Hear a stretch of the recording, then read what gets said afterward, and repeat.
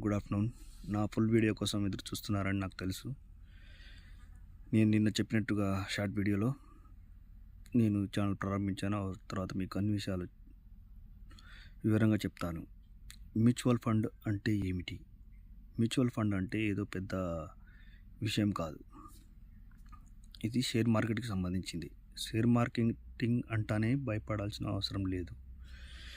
ఎందుకంటే అందులో మనం పెట్టుబడులు పెడతాం, కానీ దానికి ఒక చదువుకున్న వాళ్ళు, సీఏ చదివిన వాళ్ళు, పెద్ద వాళ్ళు మన డబ్బుల్ని మేనేజ్ చేస్తారు. అంటే చాలామంది పెట్టుబడిదారులు, అంటే చాలామంది వ్యక్తులు వాళ్ళ డబ్బుల్ని ఆ యొక్క సంస్థకు అనేది ఇస్తారనమాట. SBI, HDFC bank, axis bank అలాంటి కొన్ని ప్రైవేట్ సంస్థలు కూడా ఉంటాయి. అవి తీసుకొని షేర్ మార్కెట్లో వాళ్ళకు ఉన్న పరిజ్ఞానం, తర్వాత వాళ్ళకు తెలిసినవి ఎప్పుడు పెరుగుతాయి, ఎప్పుడు తగ్గుతాయి అన్నీ తీసుకొని వాళ్ళు పెట్టుబడి పెడతారు. ఇప్పుడు సపోజ్ టొమాటో విలువ మార్చిలో 100 రూపాయలు ఉందనుకో, తర్వాత అది ఏప్రిల్కి 50 రూపాయలు పడిపోతుంది. తర్వాత జూన్కి 2 రూపాయలు 3 రూపాయలు కూడా అమ్ముడిపోతుంది. అవి మ్యూచువల్ ఫండ్లు. ఆ మేనేజర్ వచ్చేసి తక్కువ రేట్లో ఉన్నప్పుడు దాన్ని కొనుక్కొని మళ్ళీ తర్వాత పెరుగుతుంది కదా, అప్పుడు ఇంకొంచెం పెట్టుబడి అలాగా మన డబ్బుల్ని మేనేజ్ చేస్తూ ఉంటాడనమాట. మనం అది చేయలేం, అందుకని ఫండ్ మేనేజర్కి ఇస్తాం. ఇక మ్యూచువల్ ఫండ్ అంటే మీకు అర్థమైంది అనుకుంటా. దీంట్లో చాలా రకాలు ఉన్నాయి. Equity mutual fund, debt funds, government బాండ్లు, తర్వాత చాలా రకాల మ్యూచువల్ ఫండ్లు ఉన్నాయి. అక్కడ మీకు వివరంగా నెక్స్ట్ నేను చెప్తాను. మ్యూచువల్ ఫండ్లో తర్వాత ఎస్ఐపి అని ఉంటుంది. అందులో అంటే ఒకేసారి పెట్టుబడి పెట్టచ్చు, తర్వాత నెల పెట్టుకోవచ్చు. మ్యూచువల్ ఫండ్లో 2 ఆప్షన్లు ఉంటాయి, అది కూడా మీకు చూపిస్తాను.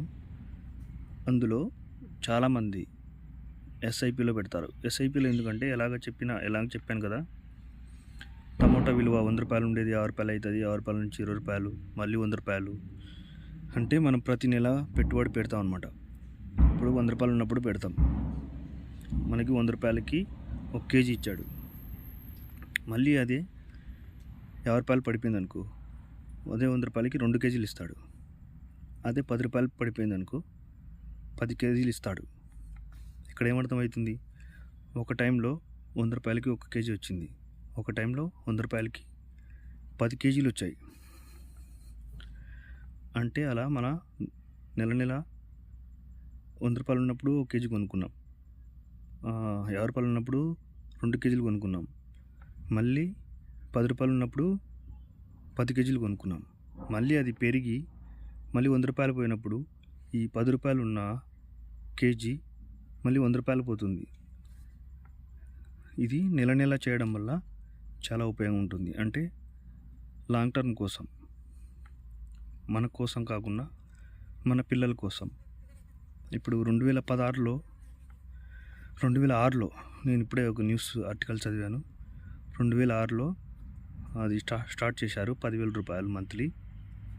ఇప్పటికీ వాళ్ళకి 98 లక్షలు అయింది, అంటే దగ్గర 1 కోటి రూపాయలు అయింది. అదే 2006లో వాళ్ళు ఒకేసారి వన్ టైంలో 10 రూపాయలు పెట్టుంటే ఇప్పటికీ అది 8 కోట్లు అవుతుంది.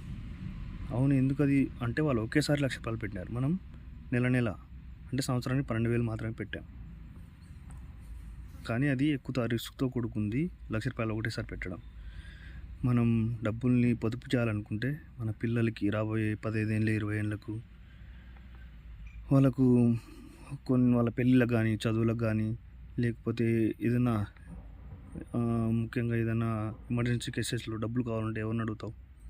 అలాంటప్పుడు ఒక ఫండ్ని మనం డైరెక్ట్ అమ్ముకోవచ్చు. అమ్మిన మరుసటి రోజుకి మనకు అకౌంట్లోకి అనేది డబ్బులు వచ్చేస్తాయి. ఓకే ఫ్రెండ్స్, ఈరోజుకి ఇంతే చాలు. మీకు నెక్స్ట్ సెకండ్ ఎపిసోడ్లో ఇంకా క్లియర్గా చెప్తాను. ఇంకా చెప్తూనే ఉంటాను, ఎపిసోడ్లు నడుస్తూ ఉంటాయి. నిదానంగా నేర్చుకోండి, తొందరపడకండి. ఎలాగ కొనుక్కోవాలి, ఎక్కడ కొనుక్కోవాలి, ఏ దాంట్లో తీసుకోవాలి అన్ని వివరంగా చెప్తాను. ప్రస్తుతానికి ఈ రోజుకి ఇప్పటికే చాలు. అర్థమైతే కామెంట్ చేయండి. జై హింద్.